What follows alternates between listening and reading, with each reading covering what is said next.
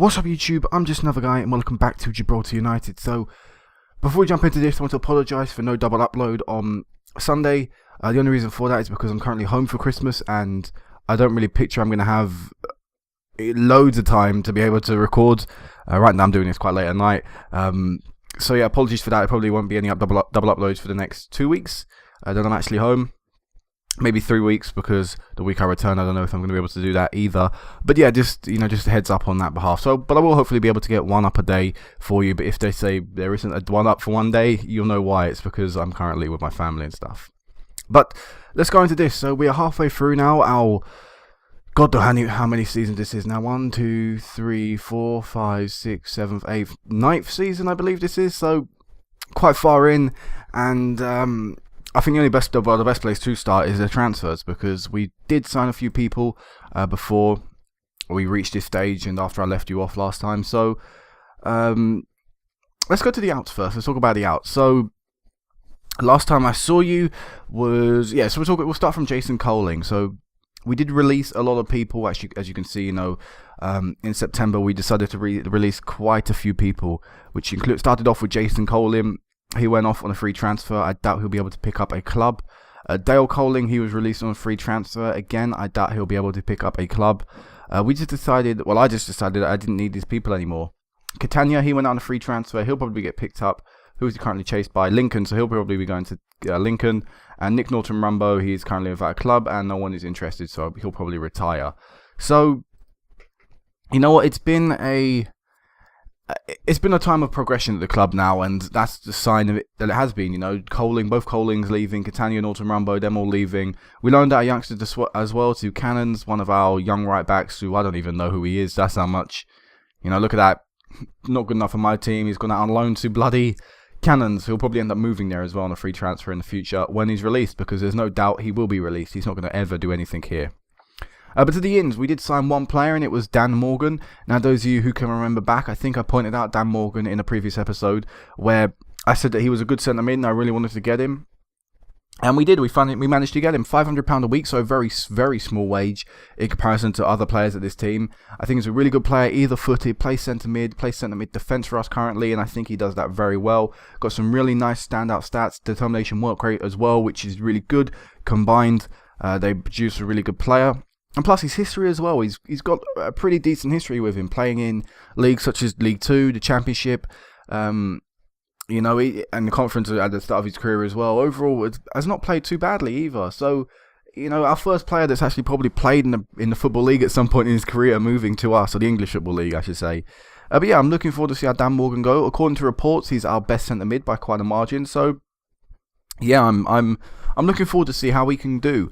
He is apparently injury prone, which it seems like all the regens I sign are always injury prone. All the people I sign apparently they've got a history of injuries. But really it's down to luck. You could get someone who isn't injury prone, but then they could start picking up injuries as soon as they move to you. It's just down to luck. People who have been injury prone, or apparently injury prone when I've signed them in this save, I don't think I've seen them pick up an injury. So, it all just depends. So we won't really pay too much attention to that. But yeah, Dan Morgan, he'll have him for 2 years to the end of this season, and then the end of next season. Then we'll judge if we need him again. So let's go into the competitions and have a look at how we're doing so far. So in the Premier League, we have won 6 out of our 6 so far with a 30 goal difference. Been really flying in the league. Top 3 teams as well: Lions, Man 62 and Lincoln. 3 names I wouldn't mind seeing up there constantly. I predict Lincoln will end up making a surge near the end and probably finish second again. But overall, I think the league positions there are probably as I would expect. Apart from Cannons, I'm surprised Cannons are doing as well as they are up in 5th. Elsewhere in the Cups, we of course won the Pepe Reyes Cup. Well, I say of course, you don't actually know that, but we did win the Pepe Reyes Cup. We beat Lincoln on the day. In the Gibraltar Premier Cup, we are currently in the quarterfinals. Semi-finals, sorry. We did really well in that, and we get to enter the actual Rock Cup itself. So, fixture-wise, you can tell how well we did by our goal difference. So we started off in the Pepe Reyes Cup and we won 5-0 with a very comfortable victory, with 3 players from Gibraltar all scoring in that game, as well as Pete Moody.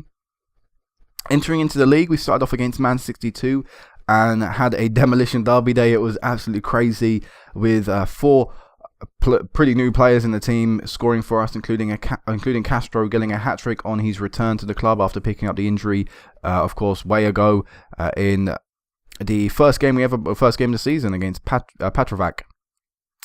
Then following that, 6-1 against Lions. Disappointed to concede in that game, which is quite surprising, but I'm still disappointed to see a goal go in a game that we were so dominant and so much in control.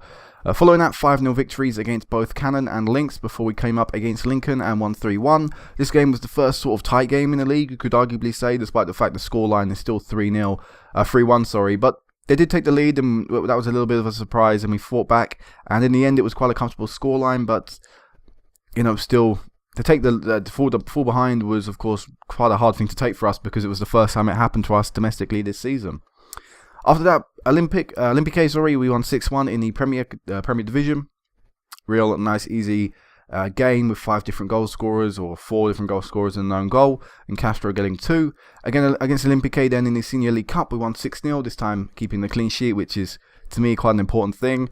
Then smashed Lynx 4-0, and that put us through to the semi-final of the Senior League Cup, before coming up against Gibraltar in the last game in the group and only winning 2-0, but we did go down to 10 men in the 74th minute, and as a result, it was just about really seeing off the rest of the game at that point. So, overall, it's just been really comfortable this year, only conceding 3 goals all season long domestically. We are just head and shoulders above the rest. We are... Sorry, I thought of the advert. But yeah, we are just miles above everyone else. We are in a different league to these teams, and it's now it's gonna be like that every year now. We just got to show it in Europe. So let's go into our squad and actually have a look, because as you can see again, ratings have dropped quite a bit.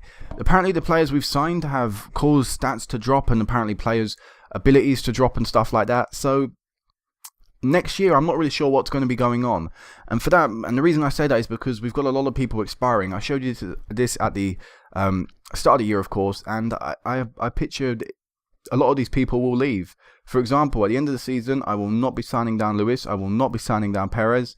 Balestro probably won't be. I think he's on his way out anyway. He's currently got a loan bid going in for him and a contract coming in. One of the other teams in our league is offering him a contract. I don't know who it is, but someone has.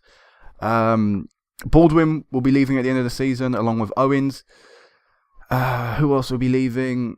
Gregory, of course. We'll also be letting Portillo go. He picked up another injury after his massive one out. I think he dislocated his shoulder or something. But yeah, he'll be out he was out yet again, and as a result, his injuries have become a little bit too much to me, and I'm going to let him go. Also, I'm not too sure who else will be leaving. Probably Dale Jones. I'm already looking to try and get a centre-back. Trying to get another striker as well, so as a result, Sanchez, I do kind of want to get rid of Sanchez, but I may get rid of Castro as well. He's currently wanted by some teams as well, so he may be on his way out anyway.